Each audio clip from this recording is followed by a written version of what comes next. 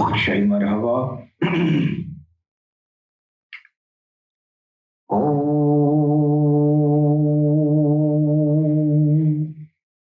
श्री कल्की वैष्णवे नमः। ओम श्री कल्की वैष्णवे नमः। ओम श्री कल्की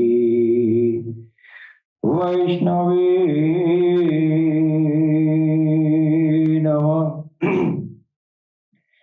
तेजोसि तेजो महिधे वीर्यमसि वीर्यमहिधे बलमसि बलं महिधे ओजोऽसि ओजो महिधे पश्येम शरदशतम् जीवेम शरदशतम् शृणुयाम शरदशतम् प्रब्रुवाम शरदशतम् अधिनाहस्याम शरदशतम् भूयश्च शरदशतात्। ॐ शं नो मित्र शं वरुण शं नो भवद्वर्यमा शं नो इन्द्रो बृहस्पतिः शं नो विष्णुरुक्रमः। ॐ शान्ति शान्ति शान्तिः। ॐ पूर्णमद पूर्णमिदं पूर्णात् पूर्णमुदच्यते पूर्णस्य पूर्णमादाय पूर्णमेवावशिष्यते। ॐ शान्ति शान्ति शान्तिः।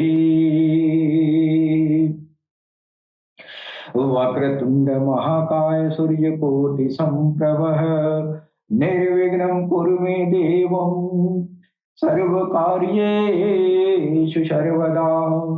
ॐ गंगणपतये नमः।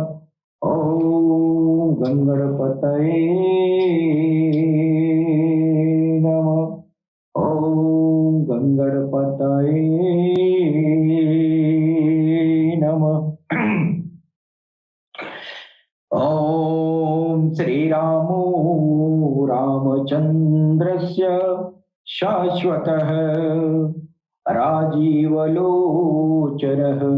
श्रीमान् राजेन्द्रो रघुपुङ्गवः जानकी वल्लभो जयत्रो जितामित्रो जनार्दनः विश्वामित्र प्रियो दान्तशरण्य त्राणतत्परः बाली प्रमथनो वाग्मी सत्यवाक् सत्यविक्रमः सत्यव्रतो व्रतफलः सदा हनुमदास्त्रियः कौसल्येयस्वरध्वंसी विराधवद पंडितः विभीषण परित्राता दशग्रीव शिरोहरः सप्तलाल प्रभेता च हरकोदण्डखण्डनः जामदगन्य महादर्पदलनस्तातकान्तकृतः वेदांत पारो वेदात्मा भवबन्धैकवेशज दूषण त्रिशिरो हरिष्ण त्रिमूर्ति त्रिगुणस्त्रयी त्रिविक्रम स्त्रिलोकात्मा पुण्यचरित्रकर्तनः त्रिलोकरक्षको धान्वी दण्डकारण्य वासकृत अहल्यापावरश्चैव पितृभक्तो वरप्रदः जितेन्द्रियो जितक्रोधो जितलोभो जगतगुरु ऋक्षवानरः संघाति चित्रकूट समाश्रयः जयंत त्राणवरदः सौमित्रा पुत्र सेवितः सर्वदेवादिदेवश्च वृत्तवानरजीवनः माया मारीच हन्ता च महाभागो महाभुज सर्वदेवस्तुतः सौम्यो ब्राह्मण्यो मुनिसत्तमः महायोगी महोदरः सुग्रीव स्थिरराज्यदः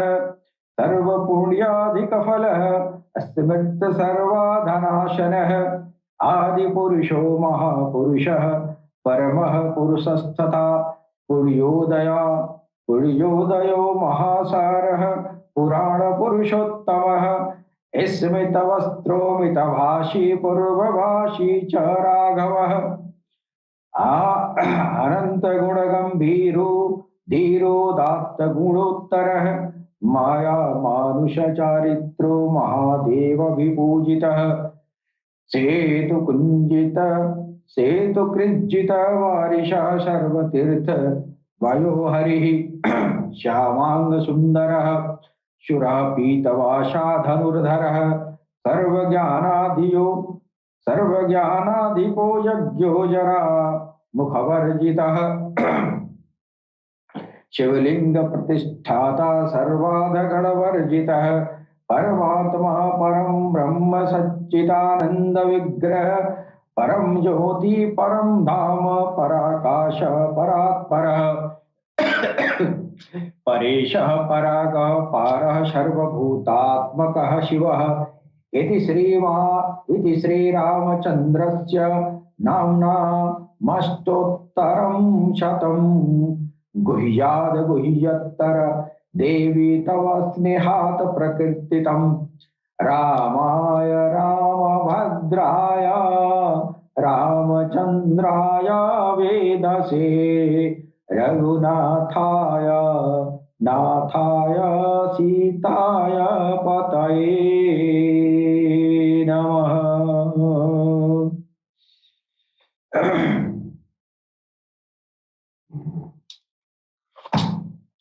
सबसे पहले हम अपने भगवान सदगुरु सैयदी यूनुस सलगोहर की चरण कमलों में भगवान श्री राम की धरती से मैं कोटि कोटि नमन करता हूँ। तत्पश्चात हमारे जितने भी भाई बंधु जो पूरी दुनिया में सर्वधर्म समभाव की भावना से ओतप्रोत होकर पूरी इंसानियत को प्यार और मोहब्बत का पैगाम देने वाले जो भी हमारे भाई बंधु हैं, उन सबको मैं सर नवाकर प्रणाम करता हूँ। दोस्तों, हम अल्ट्रा टीवी प्लेटफॉर्म से पूरी इंसानियत के बीच प्रेम और सौहार्द बनाने का अथक प्रयास करते हैं।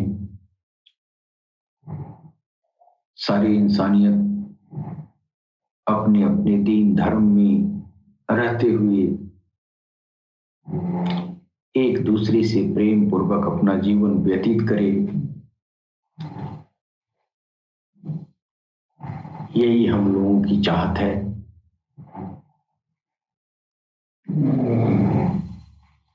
इस कलयुग की सांप्रदायिकता की आत्मघाती दौर में पूरी इंसानियत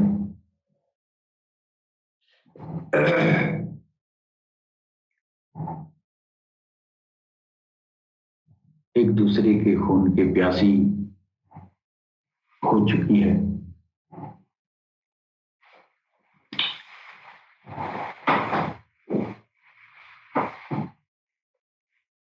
और इस दौर में एक ऐसे मसीहा की जरूरत है जो पूरी इंसानियत को उसके अपने अपने दीन और धर्म में रहते हुए इंसान अपनी प्रभु के प्रेम में चला जाए और अपने अपने प्रभु से जुड़ जाए, ताकि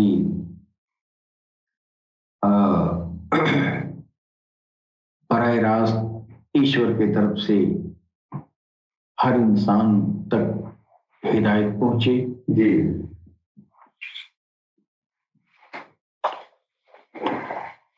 और जब इंसानियत अपने रब से, अपने ईश्वर से जब जुड़ जाएगी, तो जाहिर है उसका हर काम ईश्वर की देख रेख में होगा, ईश्वर के तरफ से होगा।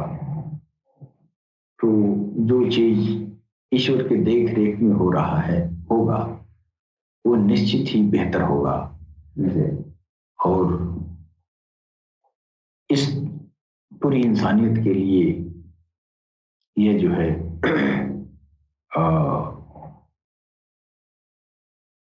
बेहतर होगा। ये धरती जो है स्वर्ग के समान हो जाएगी। इसी दिशा में हमारे अलर्ट टीवी प्लेटफॉर्म से ये पैगाम पूरी इंसानियत को दिया जाता है। हर समुदाय के लोगों को भगवान के नाम पर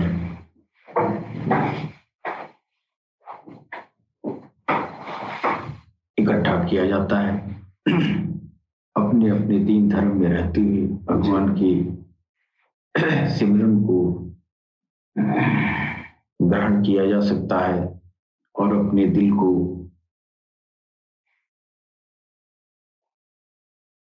चरागाह किया जा सकता है। दोस्तों, कलयुग के इस आत्मघाती दौर में सबसे बड़ी जरूरत है इंसानियत के दिलों की सफाई। और यह काम इतना आसान नहीं है।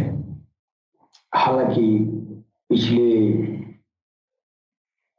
कालांतर में बहुत सारे ऐसे ऋषि महर्षि, ऐसे बहुत सारे राजा महाराजा भी गुजरे हैं जो सर्वधर्म समभाव की भावना से प्रेरित होकर दुनिया में प्यार और मोहब्बत का पैगाम दिया।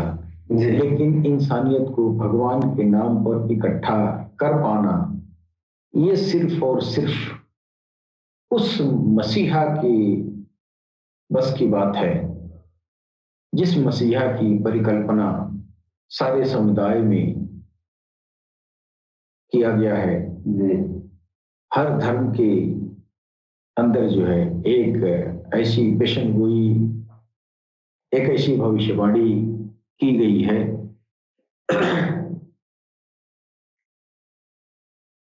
कि आखिरी दौर में जब पूरी इंसानियत अपने अपने दीन धर्म में रहते हुए और अपने अपने दीन धर्म से फिर चुकी होगी, उस दौर में इंसानियत की रहबरी के लिए एक ऐसा मसीहा आएगा जो पूरी इंसानियत को, पूरी दुनिया को इंसाफ से भर देगा।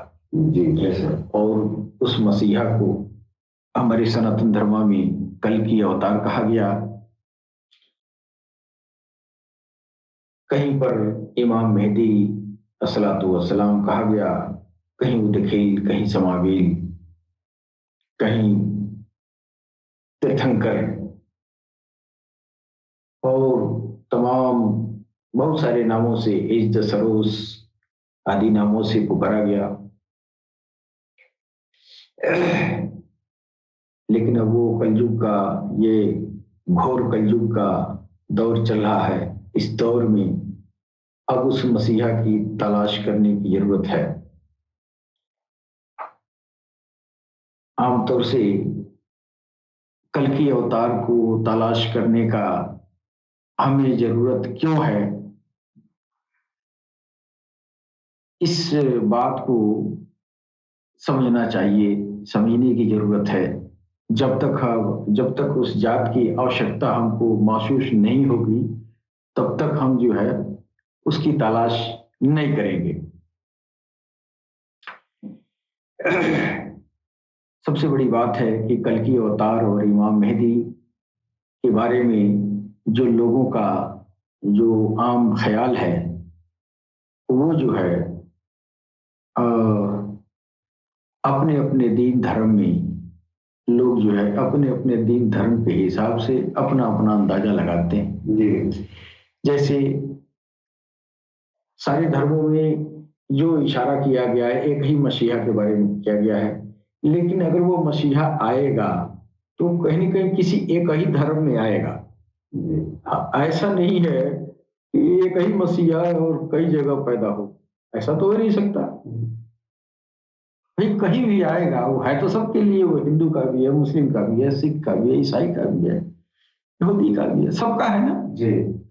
तो सबका है तो वो किसी में भी आ सकता है जी।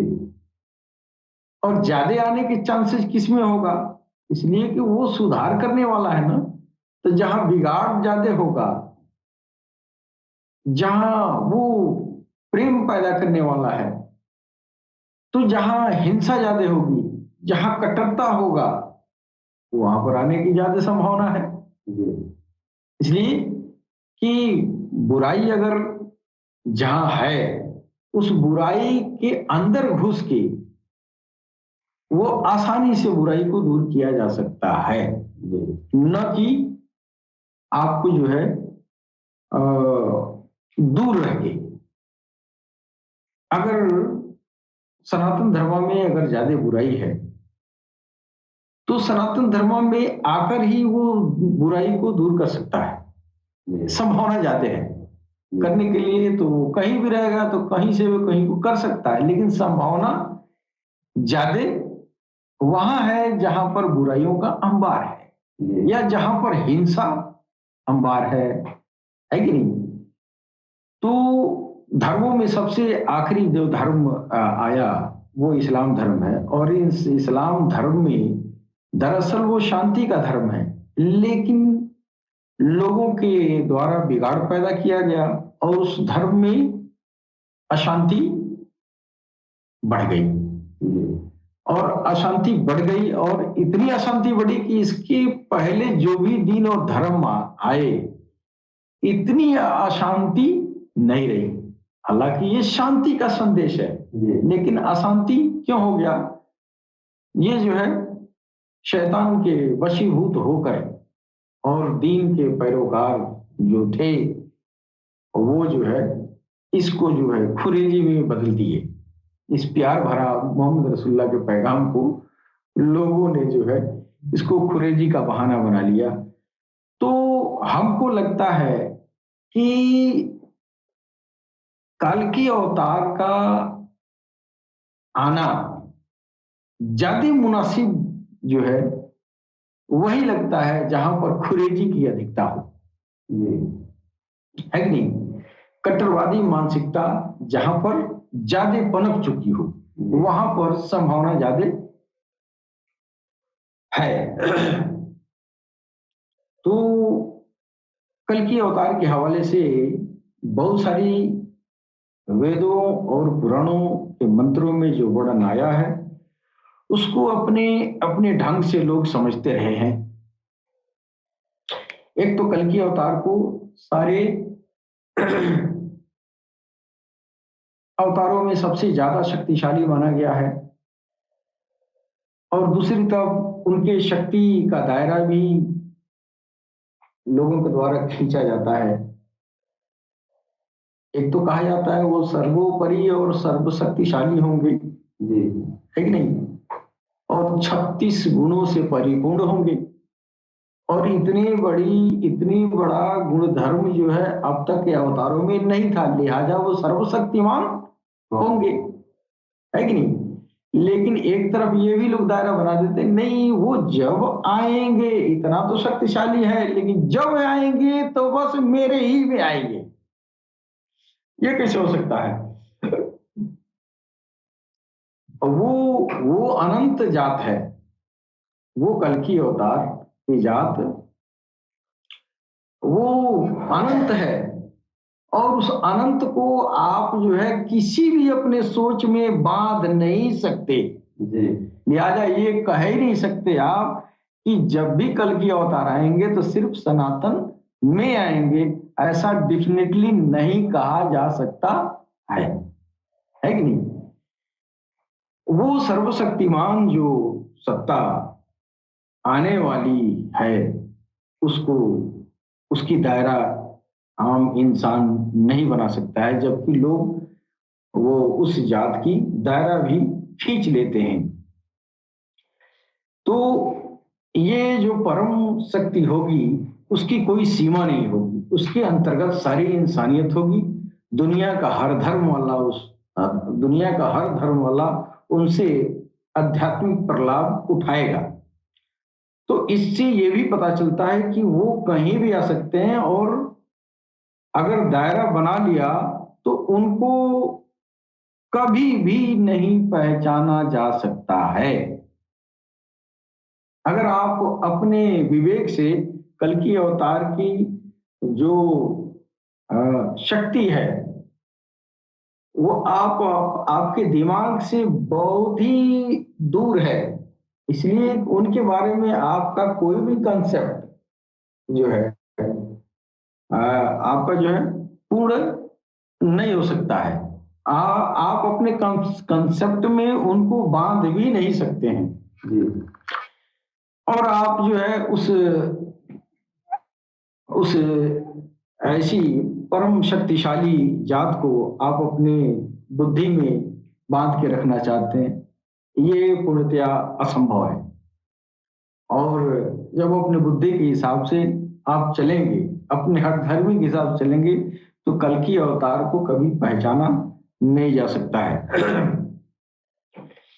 सनातन धर्म के अनेक बड़े बड़े विद्वान गुजरे हैं जो कल्कि अवतार के बारे में अपना निष्पक्ष रूप से लोगों ने अपना अपना मत प्रकट किया है। जैसे पंडित सुंदरलाल, श्री बलराम सिंह परिहार, डॉक्टर वेद प्रकाश उपाध्याय, डॉक्टर रमेश प्रसाद गर्ग और पंडित दुर्गा शंकर सत्यार्थी, श्री कश्मीरी लाल भगत जी और ये डॉक्टर M.A. श्रीवास्तव भी एक विद्वान गुजरे हैं, जिन्होंने जो है कल्कि अवतार के बारे में ये जो है ये लोग यह इस बात को मानते हैं कि ईश्वर खुद इस धरती पर पैदा नहीं होता, बल्कि ईश्वर की प्रतिनिधि धरती पर जन्म लेता है जी। और यही नहीं, इन विद्वानों ने यह भी सिद्ध किया है कि सनातन धर्म की सभी सर्वमान्य ग्रंथों की रोशनी में मोहम्मद रसूलुल्लाह ही कल्कि अवतार साबित होते हैं। ये इन उद्भट विद्वानों का यह जो है लेख है। इन लोगों ने जो है इस बात को जो है कंफर्म किया है कि मोहम्मद रसूलुल्लाह ही कल्कि अवतार हैं। इसलिए कलयुग जब से शुरू हुआ तो तब से जो है आदम हजरत ये है शंभु मनु का दौर चला, वहीं से कलयुग का दौर चला है।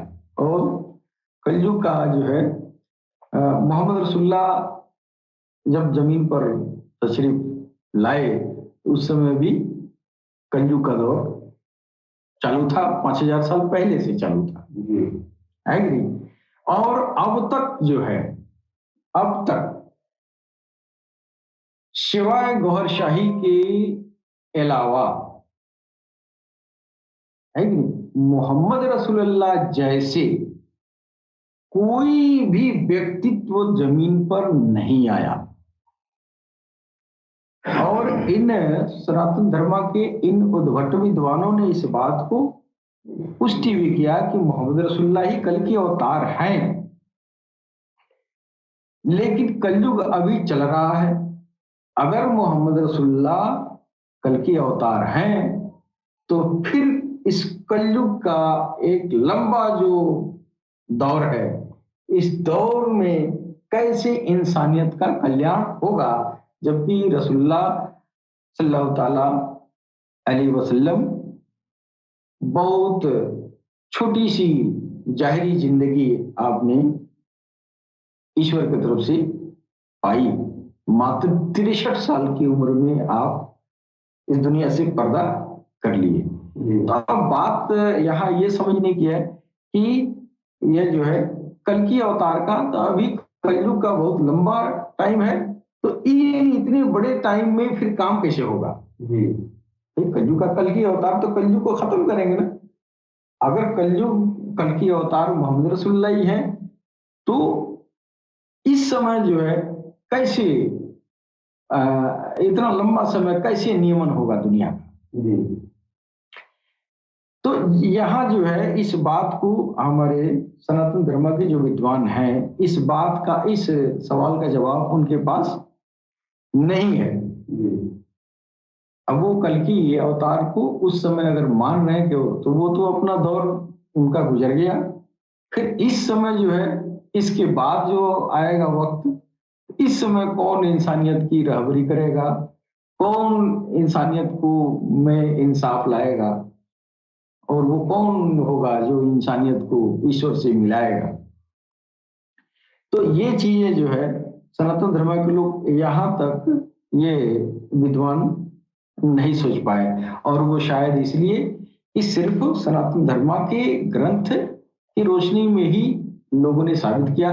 उनको जो कल की अवतार के आने के बाद जो किताबें आई, जैसे कुरान और हदीस, तो उन कुरान और हदीस का जो है ज्ञान इन ग्रंथकारों ने, इन विद्वानों ने, इन आखिरी जो आने वाली वेद और ये जो है कुरान और हदीस की जो है जानकारियां नहीं ली। इसलिए इन लोगों ने कल की अवतार के नाम पर सिर्फ मोहम्मद रसूलुल्लाह तक रसाई हासिल किया। लेकिन मोहम्मद रसूलुल्लाह जब आ रहे हैं तो उनके दौर में, उनकी हदीसों में पाया गया है कि एक और हस्ती के आने की पेशन गोई कुरान में आ रही है कि नहीं? और वो उनको इमाम मेहदी वो कहा गया है। अब वेदों में, नाराशंस और पुराणों में कल की अवतार के नाम से जाना गया है। जैन धर्म के त्रिलोक सागर में भी जो वर्णन आया है उससे भी यही साबित होता है कि मोहम्मद रसूलुल्लाह कल के अवतार है। सनातन धर्म के दिव्य पुराणों में भविष्यवाणियों को मिलान कराने पर पता चलता है कि सारी भविष्यवाणियां मोहम्मद सल्लल्लाहु अलैहि वसल्लम पर ही साबित होती हैं।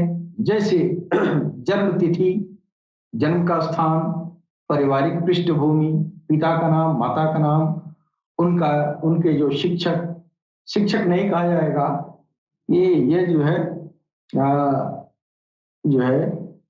या उनके ज्ञान प्राप्त होने वाला स्रोत शिक्षक नहीं कहा जा सकता है। ये भी जो सनातन धर्म में जो व्याख्या आई है, तो वो भी जो है मोहम्मद रसूलुल्लाह की जीवन कहानी से मिलती जुलती है। जो उनकी जिम्मेदारियां हैं कल की अवतार की, वो जिम्मेदारियां भी मोहम्मद रसूलुल्लाह की जिम्मेदारियों को जो निर्वहन किया उन्होंने, तो उन जिम्मेदारियों से भी मिलान होती है। ये लाइट बुझानी है।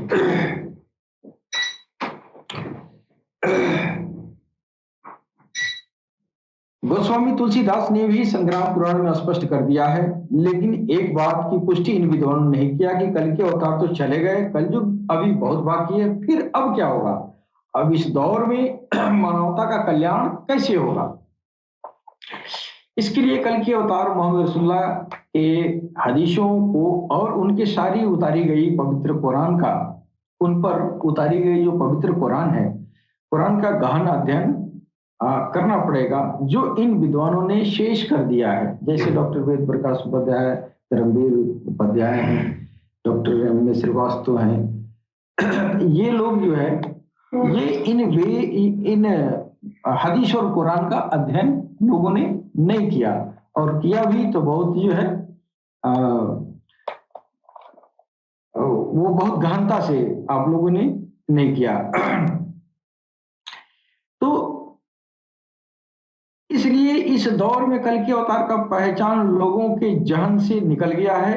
एक जगह कुरान में आया है कि वलिल आखिरती खैर लकुम मिनल उला, यानी ईश्वर कह रहा है कि या मोहम्मद रसूलुल्लाह या मोहम्मद रसूलुल्लाह सल्लल्लाहु अलैहि वसल्लम, आपका अगला दौर इस दौर से बेहतर होगा, यानी वही कल की पुनः जमीन पर आएंगे, वही कल की अपने मुखार बिंदु से अपने ही कि दूसरे दौर के बारे में भविष्यवाणियां करते हैं, जिसे हदीस मुबारक कहते हैं। अब यहाँ हदीसों को भी लोगों ने बंटवारा कर दिया है, शिया की हदीस और सुन्नी की हदीस। शिया की हदीस जो है वो कुछ हदीस ऐसे हैं जो शिया इख्तियार कर लिए हैं, कुछ सुन्नी इख्तियार कर लिए हैं। जो सुन्नी पढ़ते हैं वो शिया नहीं पढ़ता है, जो शिया पढ़ते हैं वो सुन्नी नहीं पढ़ता है।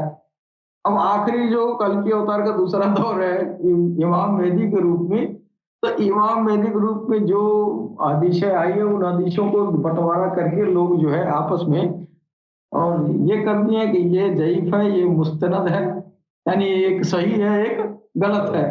तो उसके हदीस को वो कहता है कि तेरा हदीस गलत है ना, और उसको मैं नहीं मानूंगा, और दूसरा पक्ष कहता है कि नहीं तेरा हदीस गलत है कि नहीं। तो हदीसों में इस तरह के बंटवारा हो जाने की स्थिति में यह जो है कल की अवतार की पहचान, ये इमाम मेहदी की पहचान थोड़ा यह जो है मुश्किल हो गया है। अब ऐसी स्थिति में बेहतर है कि उन हदीसों को मुस्तनद माने जो कल की अवतार मोहम्मद सल्लल्लाहु अलैहि वसल्लम के खानदान वालों ने बयान किया है। बेहतर तो यही होगा ना, ये आप जो कह रहे हैं कि ये मेरा गलत है, आप कह रहे हैं ये मेरा गलत है, बेहतर ये होगा कि आप उन हदीसों पर जो है ज्यादा आप ध्यान दें जिन हदीसों में अहले बैत यानी मोहम्मद रसूलुल्लाह के जो है जो अपने खानदान के लोग थे, अपने जो रिश्तेदारी थी है ना, जैसे उनके दामाद जी थे हजरत अली रज़ियल्लाहु अन्हु, उनकी बेटी थी हजरत फातिमा जहरा, और उनके दो नवासे भी आप जो है इमाम हसन इमाम हुसैन पैदा हुए, उनके बाद से उनके भी जो है साहबजादे हजरत जैनुल इमाम जैनुल आबदीन थे। तो इन लोगों के द्वारा जो इमाम मेहदी के बारे में जो बात कही गई है वो ज्यादा दुरुस्त है। क्यों दुरुस्त है? तो मोहम्मद रसूलुल्लाह जो है अपने लोगों को इमाम मेहदी के बारे में कुछ बेहतर बातें जो है कुछ गोपनीय बातें भी रखे होंगे।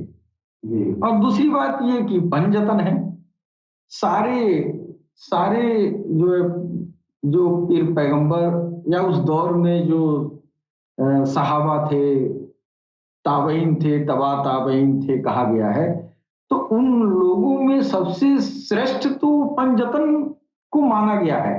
पंजतन का बड़ा इज्जत है, पंजतन पर सब एतबार करते हैं। तो पंजतन ने जो कहा है उन हदीसों को जो है पढ़ना मतलब बेहतर होगा, और ये सबसे विश्वसनीय होनी चाहिए। जब मौला अली से पूछा गया इमाम मेहदी के बाबत, तो उन्होंने कहा वो इमाम मेहदी हम में से होंगे, वो इमाम मेहदी जिनके बारे में आखिरी दौर में जो आएंगे, वो उन्होंने कहा कि वो हम ही में से होगा। यहाँ आधी हदीसें शिया लेके बैठे हैं और आधी हदीसें जो है अहले सुन्नत वाले लेके बैठे हैं। इमाम मेहदी की शनाख्त के खातिर दोनों कौमों को दोनों की हदीसें पढ़नी चाहिए। हो सकता है बहुत सारी निशानियां इधर हो या उधर हो, दोनों मिलकर सारे हदीसें पढ़ें, दूध का दूध पानी का पानी हो जाएगा। दोनों कौम बड़े धोखे में है। इमाम मेहदी की तस्वर को सब मानते हैं, लेकिन तलाश कोई भी नहीं कर रहा है। इधर सनातनी तो सिर्फ पूजा पाठ में ही लगा हुआ है, इसको सिर्फ कल की अवतार सुना है और अपने मंदिर मस्जिद में लगा है, लेकिन उसको जरूरत ये समझ में नहीं आता है कि हमको कल की अवतार की जरूरत क्यों है। और सनातन धर्म में तो हर किसी साधु महात्मा को जो है कल की अवतार ठहरा देते हैं लोग। अब तो सांप्रदायिकता के दौर में सनातनी यही समझता है जो हिंदू को छोड़ सारी कौमों को मार गिराएगा वही कल की अवतार होगा। इधर भी तलाश नहीं है, दोनों कौम अपने अपने राहबर का इंतजार कर रहे हैं और कहते भी हैं इमाम मेहदी कल की अवतार को आना है। लेकिन अगर कोई ये कह दे कि सरकार गौहरशाही इमाम मेहदी और कल की अवतार है तो फौरन दोनों कौम की कान खड़ी हो जाती है।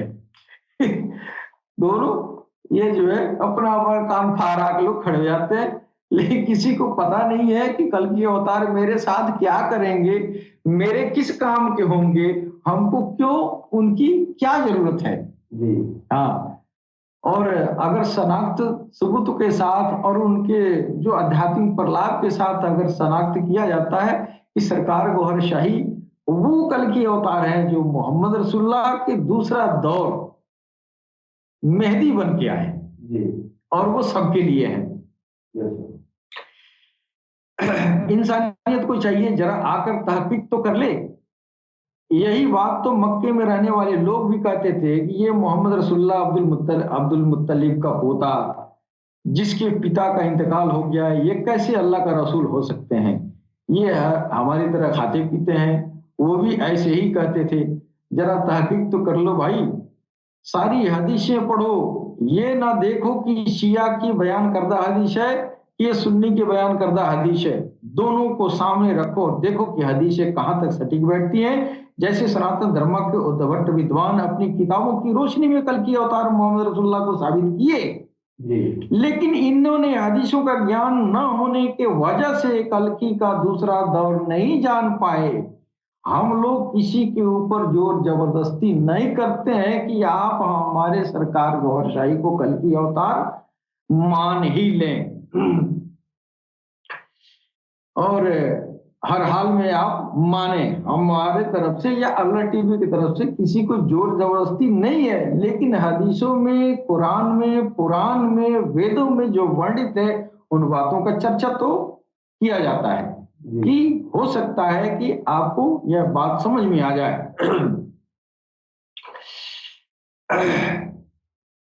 सरकार गौहरशाही को मेहदी और कल्कि मानना ये मेरी तरफ से कोई जबरदस्ती नहीं है। जो ईश्वर की तरफ से निशानियों का प्राकट्य हुआ है इनको भी देखा जाए। हदीसों में आया है कि ये जो है तमाम निशानियां आएंगी, इन निशानियों को भी देखिए। इमाम मेहदी के लिए अल्लाह ताला निशानियों को प्रकट करेगा, इन निशानियों को भी देखो, फिर किसी नतीजे पर पहुंचना। आखिर आपको इमाम मेहदी और कल की अवतार की जरूरत क्यों है पहचानना तो बाद में, पहले ये देखो कि कल की अवतार और इमाम मेहदी की जरूरत तुमको क्यों है, ये देखने की जरूरत है। अगर जरूरत नहीं है तो फिर ढूंढने की क्या जरूरत है।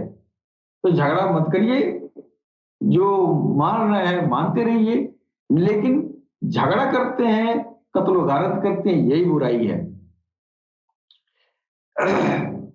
अगर आपको जो है जरूरत है तो आप कुरान और हदीस और वेदों की रोशनी में ढूंढने का प्रयास करें। कुरान भी आपके पास है, हदीस भी आपके पास है, नमाज भी आपको आती है, हज भी करते हैं, इधर हिंदू भाई वेद भी पढ़ते हैं, पुराण भी पढ़ते हैं, आपके पास मंदिर, मस्जिद, चर्च, गुरुद्वारा सब कुछ है। फिर कल्कि और मेहदी की जरूरत क्यों है? आपको इस बात का, इस सवाल का जवाब नहीं है तो फिर आप कल्कि मेहदी के मुस्तहिक नहीं है। अपने आप से पूछो कि मुझे कल्कि अवतार और इमाम मेहदी की क्या जरूरत है, जब मेरे पास सब कुछ मौजूद है, पूजा, अनुष्ठान, व्रत, त्योहार सब कुछ कर लेते हैं, तो क्यों कल्कि का इंतजार कर रहा हूं? वजह क्या है? इसका जवाब मिल जाए तो फिर तो है।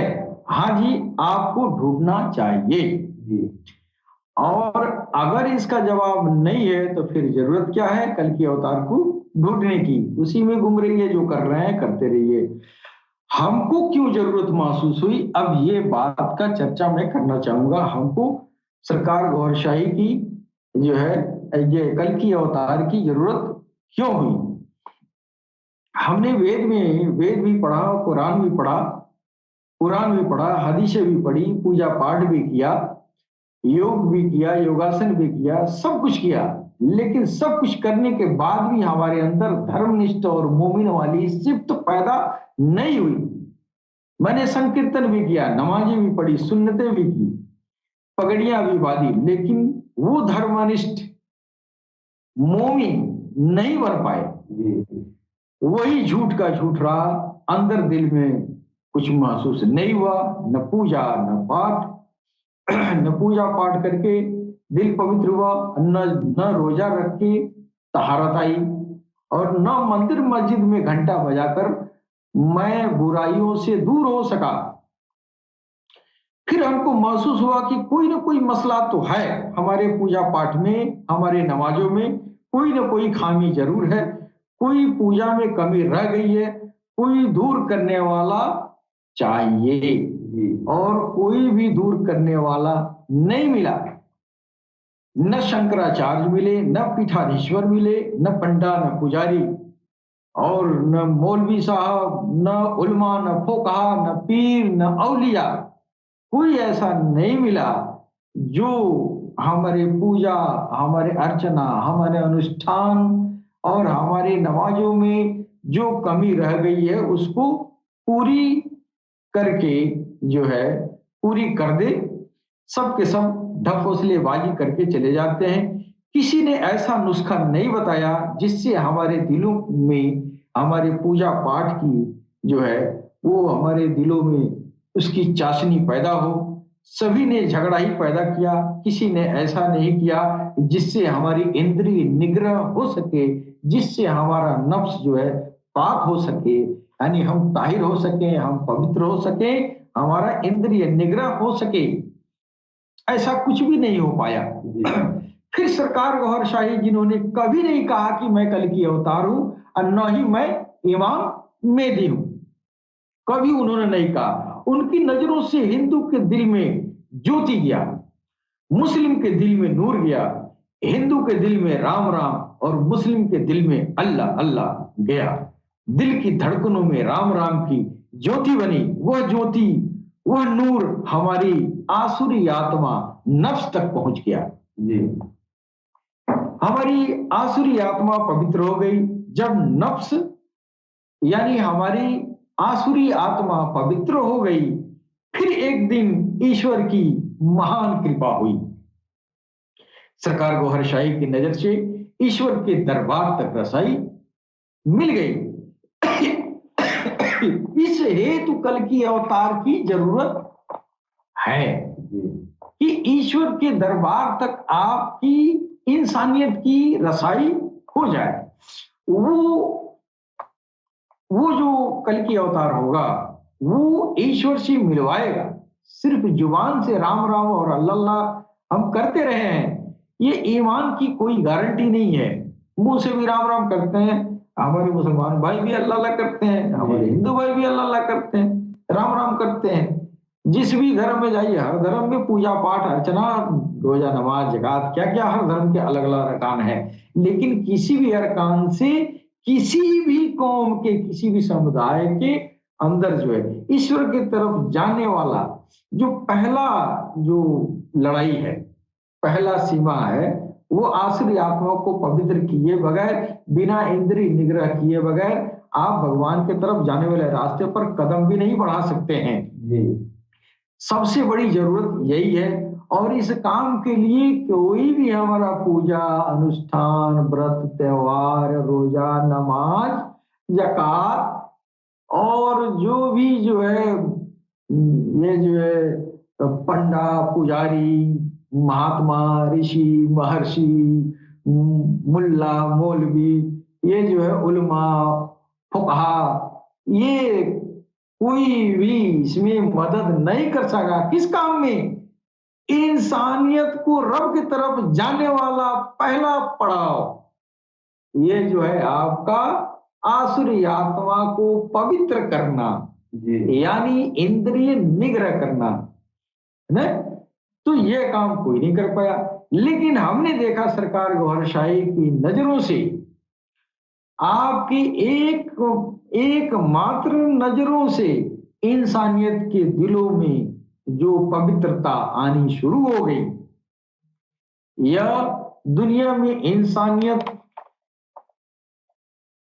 के बीच जो है इंसाफ लाने के लिए सबसे बड़ा ये जो है एक अनोखा कदम है कि सरकार गौहरशाही अपनी नजरों से इंसानियत की इंद्रिय निग्रह किया है और लाखों लोगों को रब के, ईश्वर के, प्रभु के, भगवान के, अल्लाह के सामने खड़ा भी किया है। तो आप अब तक इंसानियत अपने जुबान से राम राम करती है या अल्लाह अल्लाह करती है, ये आपकी ईमान की दलील नहीं है, ये ईमान की गारंटी नहीं है। ईमान तब आपके अंदर जाएगा जब आपके भगवान का नाम अंदर जाएगा। इकरारुन बिल लिसान, जुबान सिर्फ इकरार के लिए है। जुबान जो है सिर्फ राम राम या अल्लाह अल्लाह आपने इकरार कर लिया। जब दिल ईमान की तस्दीक करेगा उस वक्त तू धर्मनिष्ठ और मोमिन बन सकता है। जब तक दिल नहीं आपका तस्दीक किया, इसे जुबान से राम राम कह रहे हैं या अल्लाह अल्लाह कर रहे हैं, तो आपका दिल जो है उसकी तस्दीक होनी चाहिए। और दिल की तस्दीक कैसे होगा? जुबान भी राम राम कहे तो दिल भी राम राम कहे। अब आप धर्मनिष्ठ हुए और मुसलमान का जुबान भी अल्लाह अल्लाह कर रहा है, दिल भी अल्लाह अल्लाह कर रहा है। अब वो मोमिन बना, जो भगवान के रास्ते में पहला स्टेप यही है, जो सिराते मुस्तकीम है, जो सीधा रास्ता है, जो वेदों ने बताया है कि सीधा मार्ग, हमें सीधा मार्ग ले चलो, ईश्वर से प्रार्थना किया, वही सीधा मार्ग है। कौन? आपके दिल में पहले ईमान का दाखिल होना, यानी प्रभु के नाम का दाखिल होना, फिर आपके जो है आगे का मार्ग प्रशस्त होगा। ईमान दाखिल होगा, फिर ज्योति बनेगी, फिर ज्योति से आपकी आसुरी आत्मा पवित्र होगी, फिर आप भगवान की तरफ आगे बढ़ेंगे। तो आप जब तक आपके दिल में भगवान का नाम न चला जाए, यानी आपका दिल भगवान के नाम से जारी नहीं हो जाता, तब तक आप धर्मनिष्ठ नहीं कहलाएंगे। आप हिंदू या मुसलमान तो हो सकते हैं, लेकिन धर्मनिष्ठ हिंदू और धर्मनिष्ठ ये जो है मोमिन नहीं बन सकते हैं। ये तस्दीक जो है, जो दिल की तस्दीक है, जो दिल प्रमाणित करता है कि हाँ ये जो जुबान से कह रहा यही बात अंदर भी है ना। इकरारुन बिल लिसान तस्दीकुन बिल कल्ब, यानी जुबान इकरार करे, दिल तस्दीक करे। जैसे कुल वल्लाहु अल्लाहु हुस्मत कह दो अल्लाह एक है, तो दिल वो किससे कहता है? अपने दिल से कहता है ना। तो दिल उसका अगर अल्लाह अल्लाह नहीं कहा तो फिर ये तस्दीक नहीं हुआ, है कि नहीं? और जुबान से आप कहते रहिए, ये तस्दीक जो है ये दुनिया से उठ गई है। हमको पंडितों और मौलवियों ने इकरार ही सिखाया था, जुबान से कह देना राम राम अल्लाह अल्लाह। तस्दीक किसी ने नहीं सिखाई थी। तस्दीक किसने सिखाया? सिर्फ सरकार गौहरशाही ने सिखाया, है कि नहीं? ये हमारे गुरु जी कहते हैं, तेरा दिल खिलावे मुंडे कुड़िया, तू सजदे करे मसीती। ये जो है अब ये पूजा पाठ, ये पूजा करना, नमाज पढ़ना, इन लोगों ने तो सिखा दिया, ये पंडित जी और मौलवी साहब ने, तो ये तो इन्होंने सिखा दिया। जब पूजा और नमाज में खड़े हुए तो दिल में तो दुनिया थी। पूजा पाठ करने का ढंग तो आ गया, मंदिर में तो हम जा रहे हैं, पूजा पाठ कर रहे हैं, या मौलवी साहब जो है मस्जिद में जा रहे हैं और अपना रोजा नमाज चाहे जो भी वो कर रहे हैं, है कि नहीं? लेकिन उनका जुबान ही कह रहा है, तस्दीक कहीं से वेरिफिकेशन नहीं हो रहा है। वेरिफिकेशन उसका दिल जब तक न करे तब तक वो मकरबाजी है भगवान के साथ। है कि नहीं? मकरबाजी इसलिए कि आपका स्वरूप आपका दिल है। आप आपके जो अंदर है दिल है ना, वही आप हैं, है कि नहीं? ये जुबान तो बहुत मकरबाजी करता है। जुबान पर जो है शैतान का कब्जा है। ये शैतान जो है जो मन करता है सो झूठ भी बोलवाता है, सच भी बोलवाता है कि नहीं? तो ये जो है ये पूजा पाठ करने गए तो दिल में आपके ये जो है शैतान है। दिल में पूरी दुनिया है, ये खेती बाड़ी देश दुनिया लोग बाग है, अगल बगल गांव नगर है, रुपया पैसा यही सब भरा भरा हुआ है। हम मंदिर में तो खड़े हैं, भगवान के सामने हम खड़े हैं, उनको साक्षी मान के खड़े हैं, अल्लाह को साक्षी मान के हम नमाज पढ़ रहे हैं, पूजा कर रहे हैं, सब कुछ कर रहे हैं, लेकिन दिल में दुनिया लेके, दिल में दुनिया है। और यही हमारे ये पंडितों ने और हमारे मौलवियों ने यही सिखाया है। वो दिल के अंदर से दुनिया निकालने का गुर नहीं सिखाया है। यह दिल के अंदर से दुनिया निकालने का गुर सिर्फ सरकार गौहर शाही ने सिखाया है। अब क्यों नहीं सिखाया है? क्यों नहीं सिखाया? उनका दिल, उनके दिल में खुद दुनिया है, उनके उनके दिल में खुद दुनिया थी, तो फिर हमारे दिलों से दुनिया को कैसे निकालेंगे? जो लोग हमारे रहबर थे, हमारे ये जो है ब्राह्मण देवता हैं या हमारे मौलवी देवता हैं, ये लोग इंसानियत को क्या सिखाते हैं धर्मों में? जुबान से राम राम कहना, अंदर की बात तो सिखाते नहीं है कि ऐसा जो है दिल दिल से दुनिया को कैसे निकाला जाए। जुबानी तो कह दिया जाता है, लेकिन कोई टेक्नोलॉजी तो उनके पास है नहीं कि आपको आपके दिल से आपकी दुनिया निकाल दे। जब तक दुनिया निकलेगा नहीं तब तक वो रब आएगा नहीं, है कि नहीं? तो यह जो है वो लोग सिखाए जो खुद दुनिया में लेके अपने दिल में दुनिया को लेके बैठे हैं और दुनिया को भगवान का रास्ता बताए हैं। वो हमें क्या बताएंगे भगवान का रास्ता? वो हमारे दिल से दुनिया कैसे निकालेंगे जिनके दिल में खुद दुनिया बैठी है और यही दुनिया में होती रह रही है। आप देख लीजिए, ये जो है अध्यात्म के नाम पर अंदर जो है दुनिया लेके बैठे हुए लोग और इस दुनिया के यह जो है मासूम और भोले भाले इंसानियत को भगवान के नाम पर धोखा दे रहे हैं, इसलिए कि धोखा उनके दिल में है तो धोखा ही सिखाएंगे। तो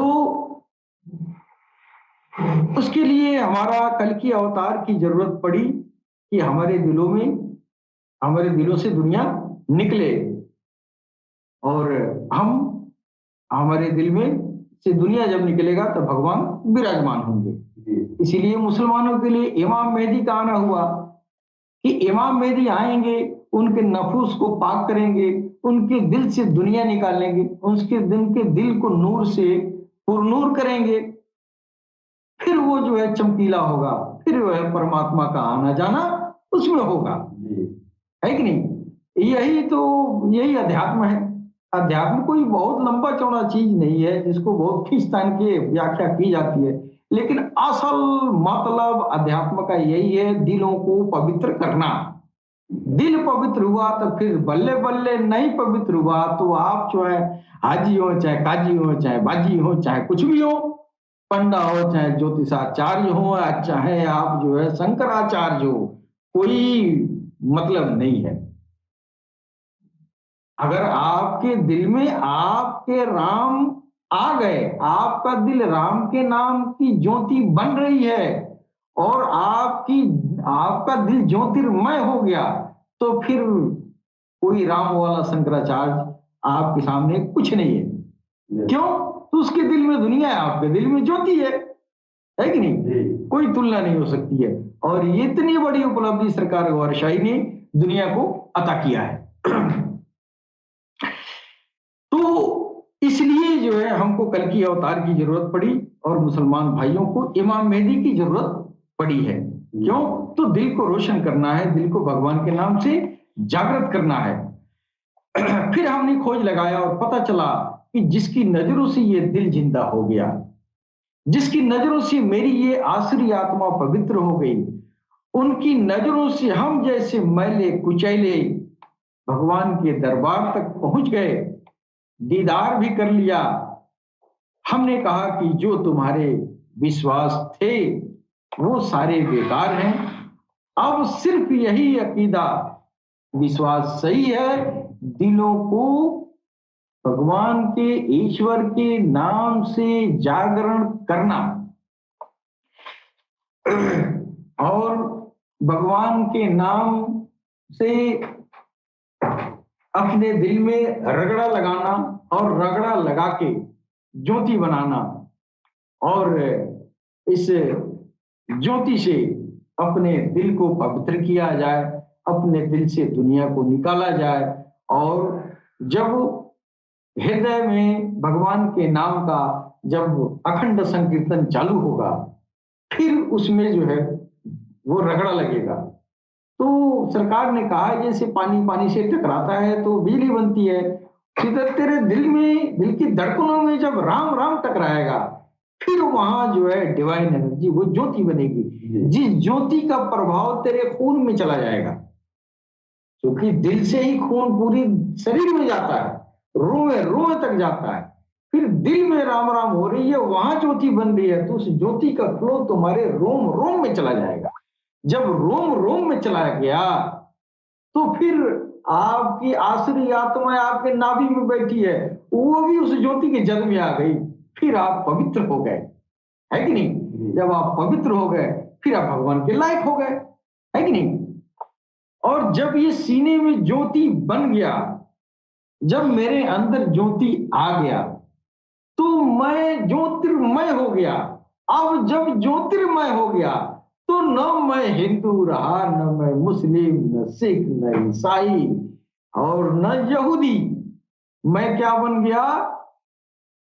मैं इंसान बन गया और सब हो गए ज्योतिर्मय, तो सब आपस में भाई भाई हो गए। जब आपस में भाई भाई हो गए तो फिर ये धरती जो है स्वर्ग के मानिंद हो जाए। इसीलिए कल की अवतार का इंतजार करना चाहिए, जो इंसानियत के दिलों को प्रभु के नाम से ज्योतिर्मय बनाए और पूरी दुनिया में प्यार और मोहब्बत का एक फिजा कायम करे। यही कल की अवतार के आने का इंतजार करने का वजह है। इसके साथ ही हम अपनी वाणी पर विराम देते हैं। सलाम, नमस्ते, सत श्री अकाल, गौहर शाही, मरहबा।